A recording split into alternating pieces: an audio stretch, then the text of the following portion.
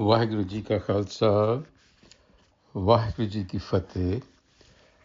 Welcome to this segment of Code Gurbani's a-sabad-a-day. Our reflection on Gurbani continues from Rag Sorat, but we begin today's recitation with the composition of Mahalla Chautha. The fourth Nanak, Guru Ram Das.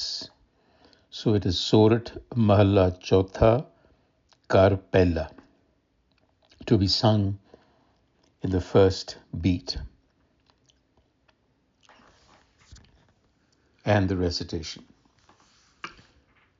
Ik Oankar Satgur Prasad.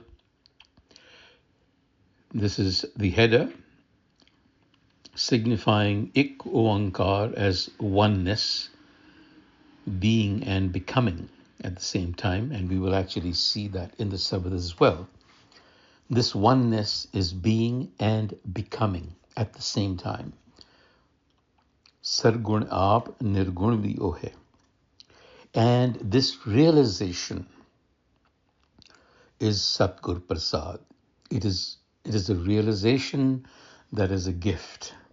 To awaken to this realization is a gift of the Satgur, the true enlightener, an enlightened source, the Guru. So in the first verse, the Guru says, Aape Aap Vartada Piara, Aape Aap Apa, or Apaho. There is a vowel beneath it. Aape Aap Vartada Piara, Aape Aap Apaho, Vanjara Jag Aap Hai Piara, Aape Sacha Saho, Aape Vanj Vapariya Piara, Aape Sach Visaho. So you have 3 lines. It begins with Aape Aap Vartada. Vartada means to prevail, prevalence, Vartana. So the beloved, Pyara, is the only presence. Aape Aap Vartada. There's nothing else. It's just the beloved. So in other words, it is the presence. And yet, Aape Aap Apaho. Paho means unreachable, invisible. And yet, it remains beyond, still to be. And you see, that's the paradox. And then, the second line, Vanjara Jag Aap Hai Pyara. Vanjara Jag. Here the word is trade. Vanjara is a trader. Jag. What is being said is that the world is a trading place with traders in it. So we are being referred to as traders, the individual being. We are here to trade, exchange something of value. So that's the analogy that the Gurus have often used of that of trading. So the world is a trade, Varnjara Jag, and yet Aap Hai. The beloved is the one who is trading. What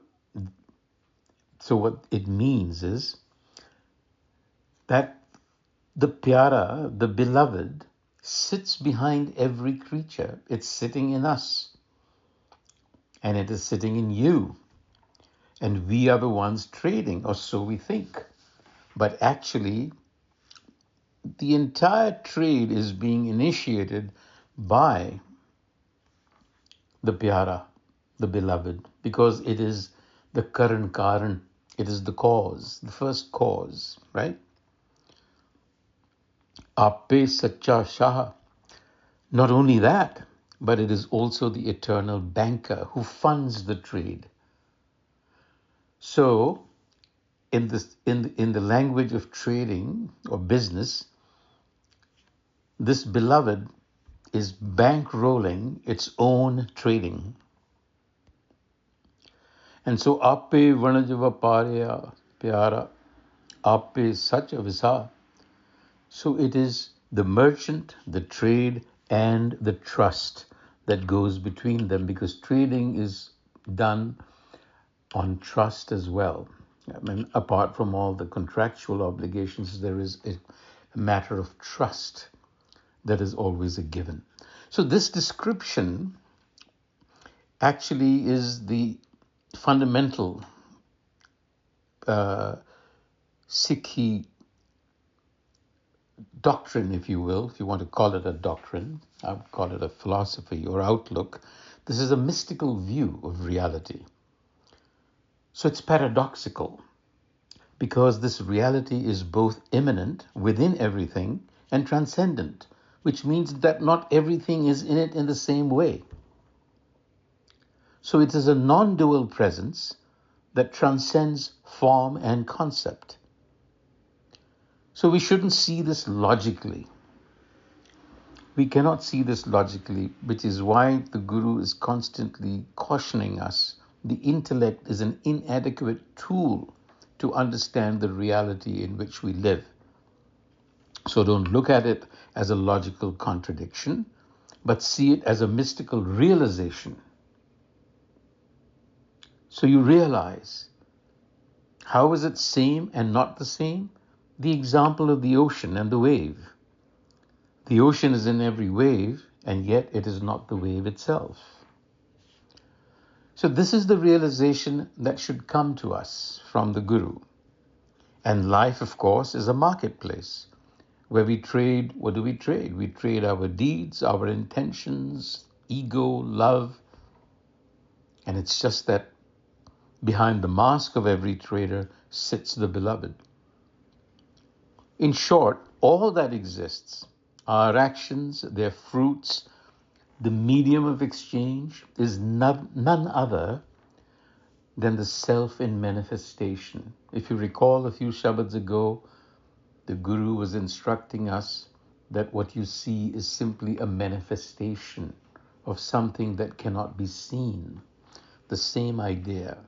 To recognize this is to trust the inherent nature of truth, of reality. Now on to the Rahau. Jap man har naam salaha, gur kripa te paiye. Jap man har naam salaha, gur kripa te paiye pyara, amrit agam atha rahau.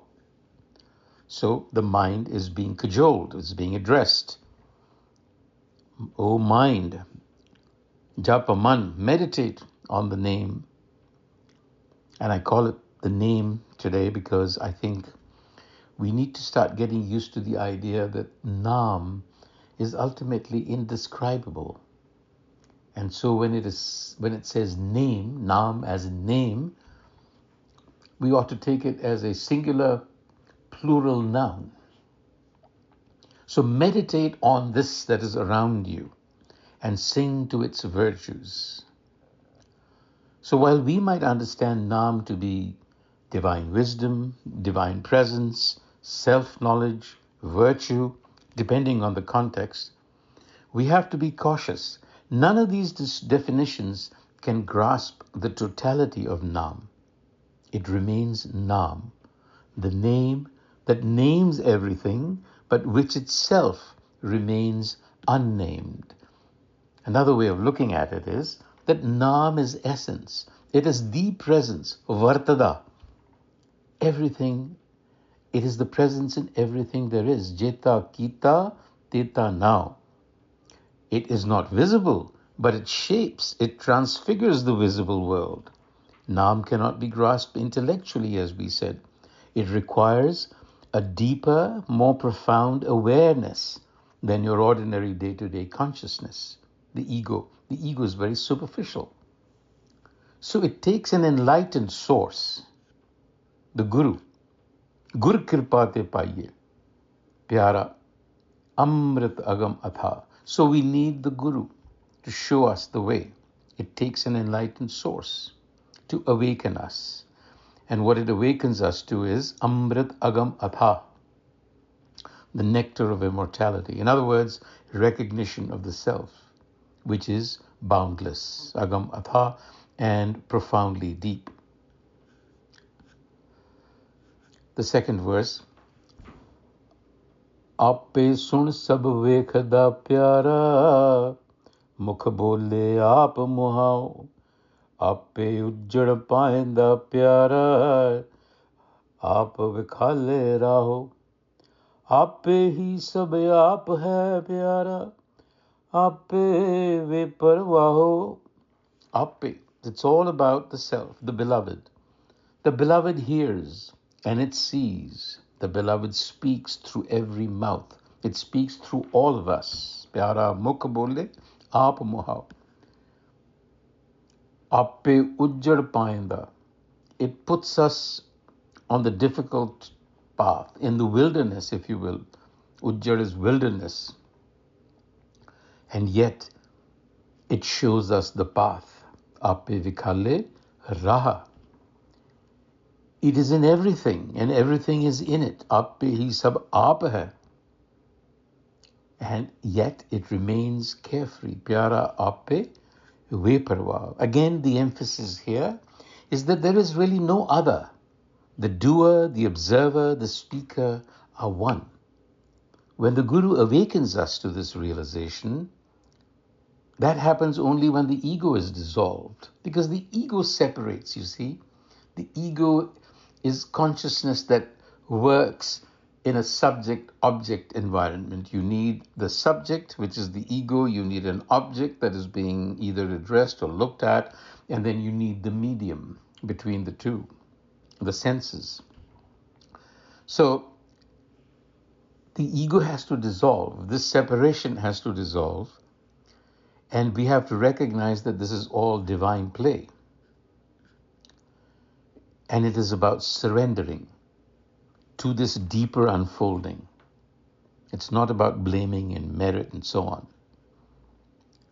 So what the divine is doing in this play, impartially inspiring us to move beyond self-centered morality. In the third verse, Aape aap upaenda pyara, siri aape tandade laho. Aap karaye sakhti pyara, aap mare mar jao. Aape pattan patani pyara, aape par langao. Same idea being carried forward. The beloved gives us our form. Aape aap upaenda pyara. It brings us into manifestation. And then it assigns us our functions. Aape tandade la. It knows what functionality to give to what creature. It drives our actions. Aap karaye sakti. And it, of course, is responsible for our death and rebirth. Aap mare mar jao. Aape pattan patni. It is the port and it is the traveler. It is the seaport and the traveler seeking to moor itself. And it is the ship that ferries us across. Aape par langaye. What is being said here is that all dualities, birth, death, work, rest, joy, sorrow, they're all orchestrated by divine will, hukam. The journey, the goal, the means are all within the self. Again, this is paradoxical, but that's what reality is. It is paradoxical, and this is the essence of Guru Nanak's teachings, that everything is one continuum of the cosmic play of hukam. In conclusion, Aape sagar bohita pyara, gur khevati aap chalao. Aape hi chad langda pyara, kar choj vekhe patshaho. Aape aap dayal hai pyara, jan nanak baksh milaho. The beloved again is the ocean and the boat. We've talked about that. Aape sagar bohita. And as Guru, it is the Gur as well. Gur kevat aap chalao. And as the Guru, it's the boatman that steers the ship. Aape hi chad langda. The beloved boards and crosses over itself. And as it does this, kar choj vekhe patshaho. Like a king, it is the king presiding over its kingdom. It sees its play. And Aape Aap Dayal hai. It is of the quality of mercy. It is mercy itself. And therefore, the Nanak, the servant Nanak, Jana Nanak, Bakas Milaha, asks for mercy from mercy itself. So this is the encapsulation of the journey. The ocean, which is Maya, the boat, which is our spiritual discipline, the Guru, our guide, and the divine is the ultimate shore. But in all of this, the self, the divine, our Mool, is both actor and audience, enacting this cosmic drama. It is the I, the ego, that thinks it is separate, and that is part of the illusion we have to break. Vaheguru Ji ka Khalsa, Vaheguru Ji ki Fateh.